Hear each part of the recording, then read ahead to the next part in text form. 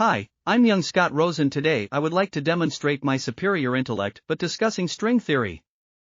In physics, string theory is a theoretical framework in which the point-like particles of particle physics are replaced by one-dimensional objects called strings. String theory describes how these strings propagate through space and interact with each other.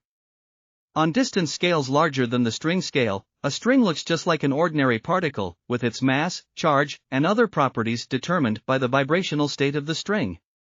In string theory, one of the many vibrational states of the string corresponds to the graviton, a quantum mechanical particle that carries the gravitational force.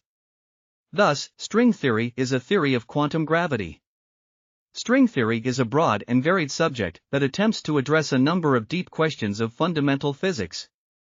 String theory has contributed a number of advances to mathematical physics, which have been applied to a variety of problems in black hole physics, early universe cosmology, nuclear physics, and condensed matter physics, and it has stimulated a number of major developments in pure mathematics.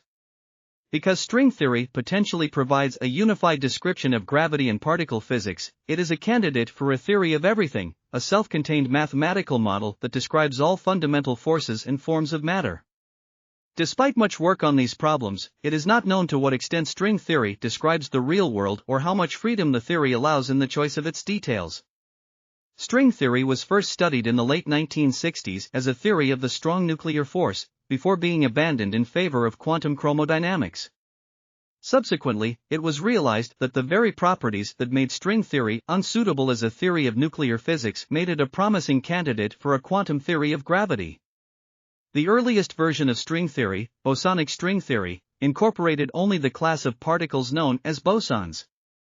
It later developed into superstring theory, which posits a connection called supersymmetry between bosons and the class of particles called fermions. 5 consistent versions of superstring theory were developed before it was conjectured in the mid-1990s that they were all different limiting cases of a single theory in 11 dimensions known as M-theory. In late 1997, theorists discovered an important relationship called the anti-de Sitter conformal field theory correspondence, AD-CFT correspondence, which relates string theory to another type of physical theory called a quantum field theory. One of the challenges of string theory is that the full theory does not have a satisfactory definition in all circumstances. Another issue is that the theory is thought to describe an enormous landscape of possible universes, which has complicated efforts to develop theories of particle physics based on string theory. These issues have led some in the community to criticize these approaches to physics, and to question the value of continued research on string theory unification.